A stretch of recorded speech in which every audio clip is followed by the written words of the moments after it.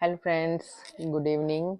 तो ये व्लॉग ना मैं जो टूर हम लोग करके आए हैं ना उसके बारे में कंक्लूजन के तौर पे बनाई हूँ कि मतलब मेरा एक्सपीरियंस इतना लंबा जर्नी का फर्स्ट टाइम मेरा लंबा इतना लंबा जर्नी था।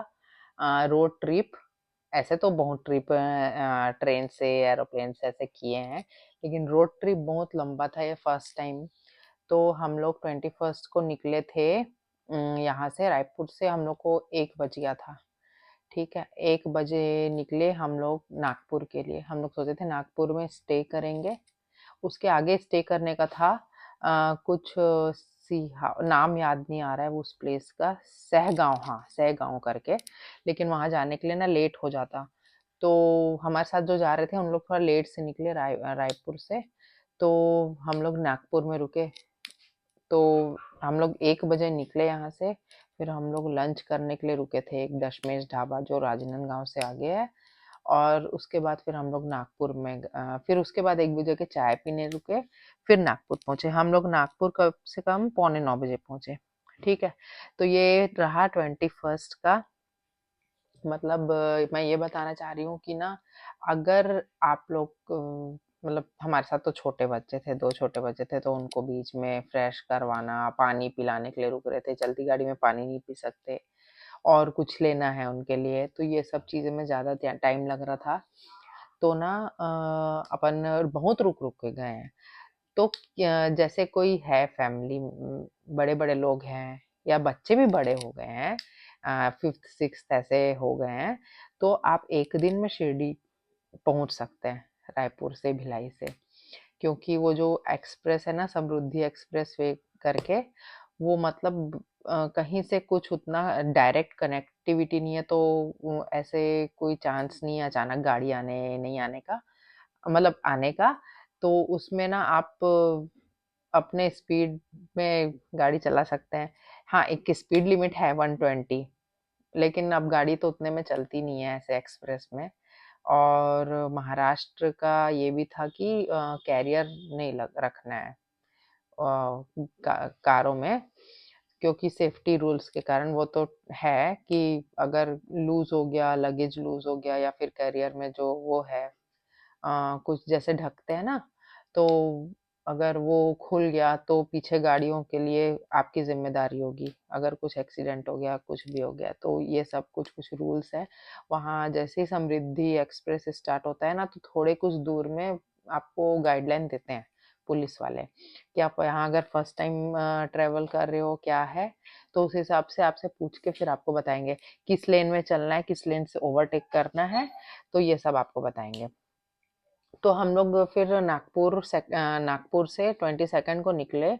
हम लोग को हम लोग को 11, हाँ हम लोग को 11 बज गया था। 11 बजे हम लोग चेकआउट किए, होटल में रुके थे। तो 11 बजे हम लोग चेकआउट किए। फिर वहाँ रुके, डीजल भरवाए।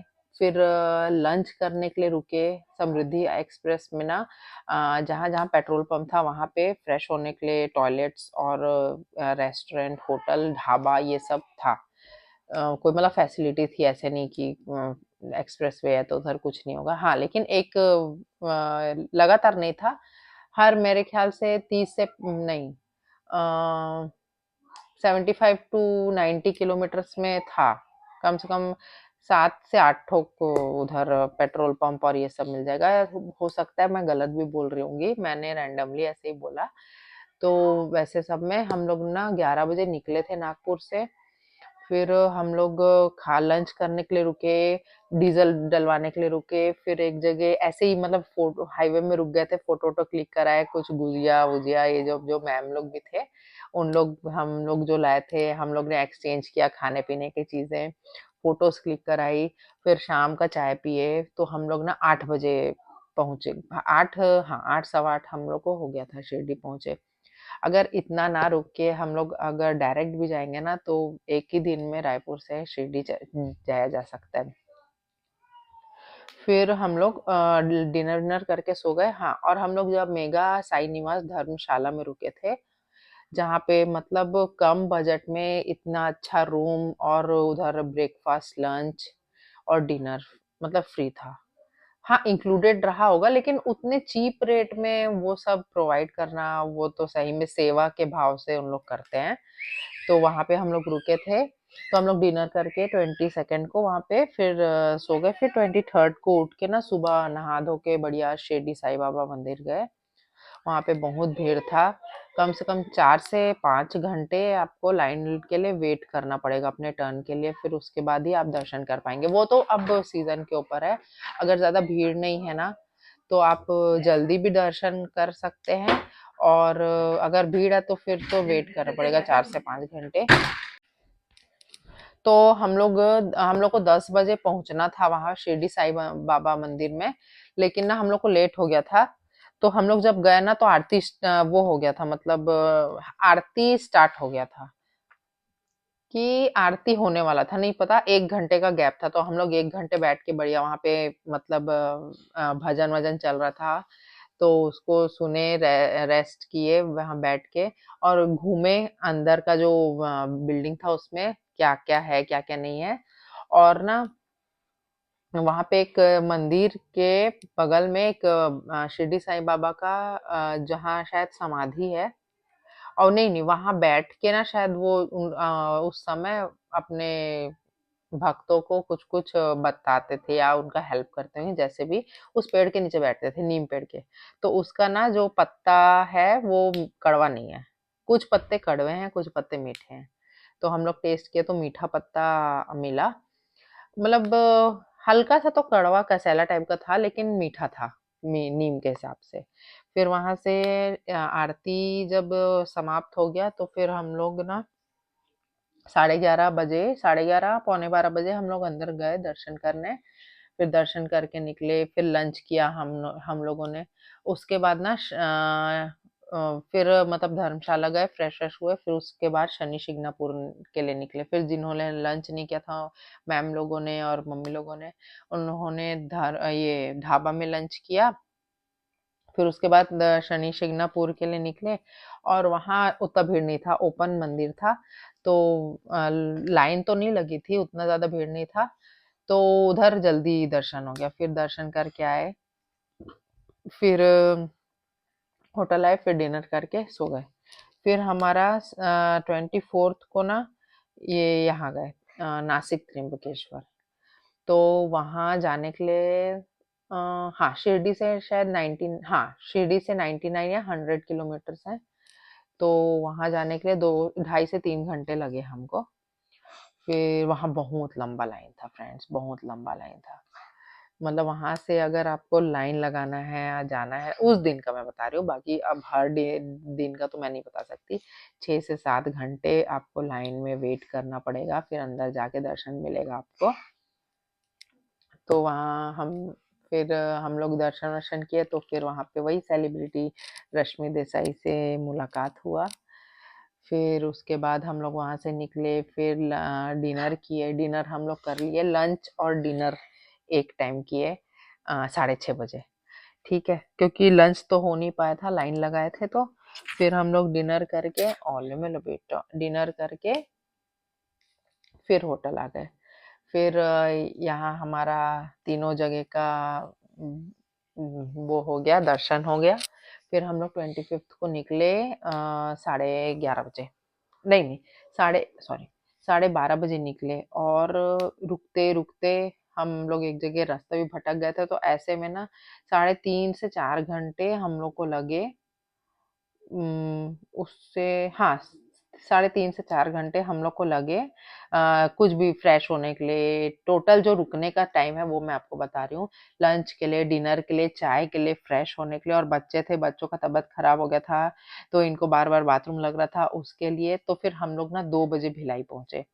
तो फिर मैं बोली कि रायपुर जाते तक तो और लेट हो जाएगा, और नींद भी आ रहा था, और ड्राइव कर रही थी, और भी थे, भैया भी थे, हस्बैंड भी थे ड्राइव करने के लिए, लेकिन उस समय मैं ही ड्राइव कर रही थी। तो मैं बोली कि चलो आज मतलब मायके में रुक जाते हैं।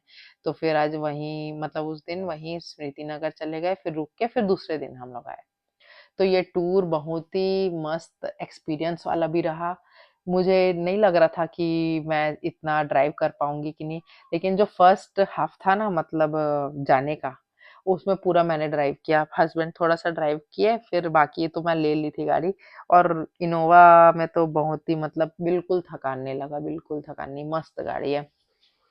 हाँ, थोड़ा-सा डीज़ल ज़्यादा लगता है, लगा, लेकिन उसमें मतलब कितना भी ड्राइव कर लो, कितना भी ड्राइव कर लो, ना बैक पेन, ना लेग पेन, कुछ मतलब थकान नहीं, ऐसा लग ही नहीं रहा था कि इतना देर गाड़ी चलाए हैं, अरे ऐसा है, वैसा है करके।